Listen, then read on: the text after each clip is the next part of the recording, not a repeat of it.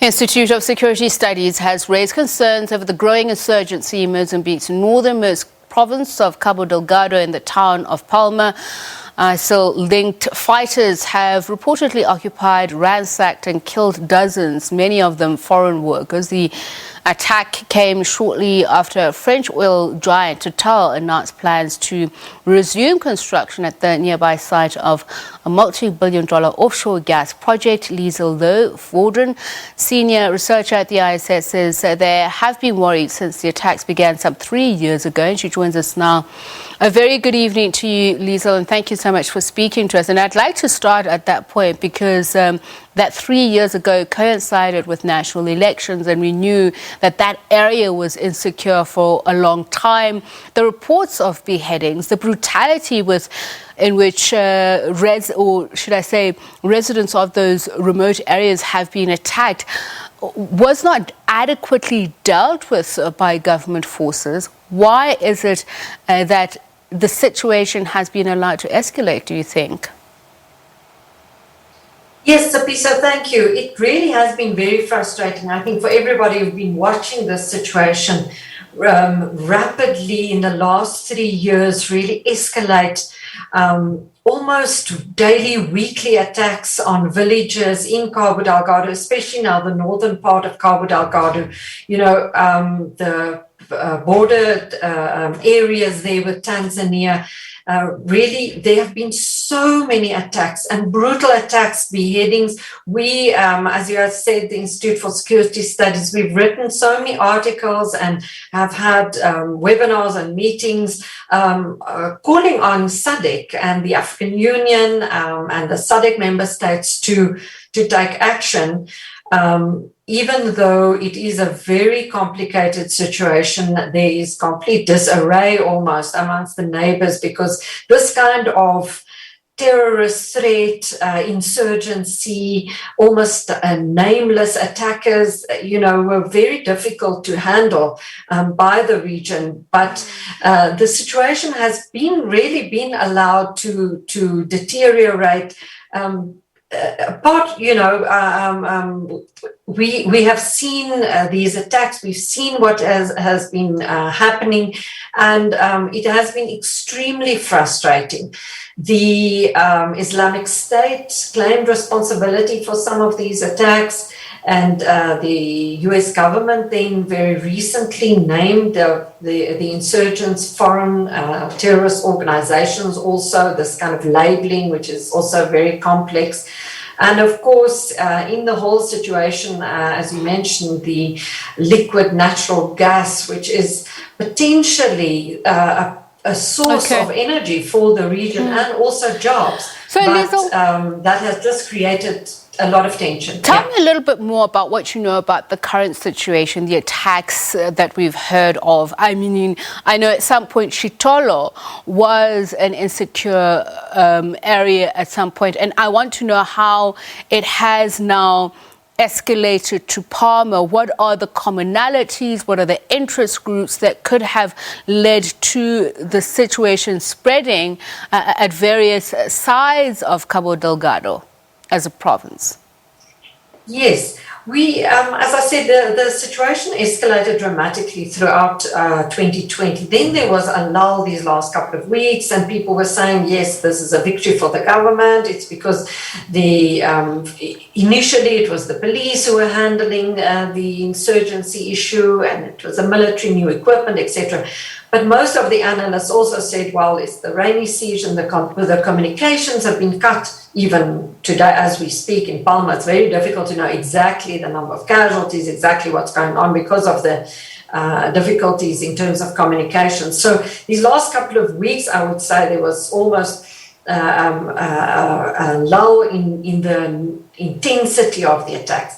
And over December, the Afungi Peninsula, that is where all the expats are working on these liquid natural gas platforms, where the work is now going on. Total actually withdrew its workers.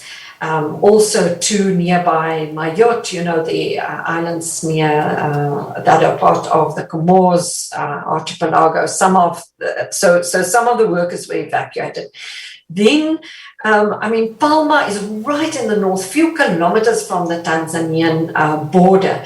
And, we who've been following this so closely, I don't want to say, we knew this would happen, or it would have been expected that this very, very well organized attack on Palma that started on Wednesday was going to happen. But, it almost seemed as if that was just the next step, because people were fleeing to Palma from the hinterland. And as I say, Afungi had been evacuated. Then Total announced it was going to come back and restart the work on the Afungi Peninsula. That's literally, everyone is there in Palma who are working on the various aspects. Let me just jump in there. Let me jump in there and interrupt you, because it's interesting that you say we kind of could predict that it would happen.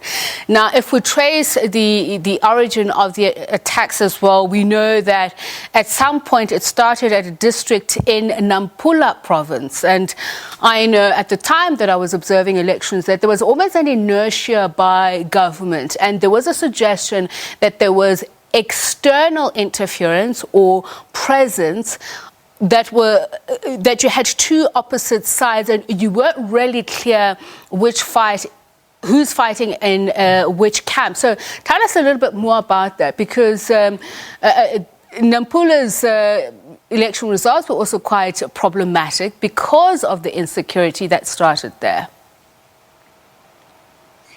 Yes, look, I suppose you're referring to those October 2019 elections. Yes. Of course, there was already the insecurity in terms of Renamo and the breakaway groups from Renamo, which has created instability in various parts of the center and the central provinces. The insurgent attacks in Cabo Delgado, we do have reports of people being recruited from Nyasa and Nampula, so all three of those northern provinces of Mozambique have been affected, I would say, by this current insurgency that are not from, linked to the Renamo instability, which is still continuing and was still continuing in 2019, as you say. But there's huge concern about the spreading of the insurgents, also the recruitment, because the root causes of the insurgency, the instability and the conflict in Cabo Delgado, of course, are the same in many other parts of Mozambique: marginalization, frustration, people being thrown off their land because of the mining activities, and then of course this massive investment in the liquid natural gas that came into Cabo Delgado. And it was clear almost from the beginning that local people would not be benefiting from the spillover of this investment. So, it's the biggest investment in Africa at this point in time. If we look at the entire continent, $60 billion, of which 20 is now ongoing, this Total investment. And it's in various phases. The Americans, Exxon, other parts of the investment that's on hold. But so it just created in that very small part of Mozambique, all right. This massive investment and then marginalization. As you say, sadly, a very complex issue and not enough time to discuss it. And unfortunately, it's the poorest of the poor that have been affected mostly by it. Thank you so much for speaking to us, senior researcher Liesel Louw Vaudran from the Institute of Security Studies.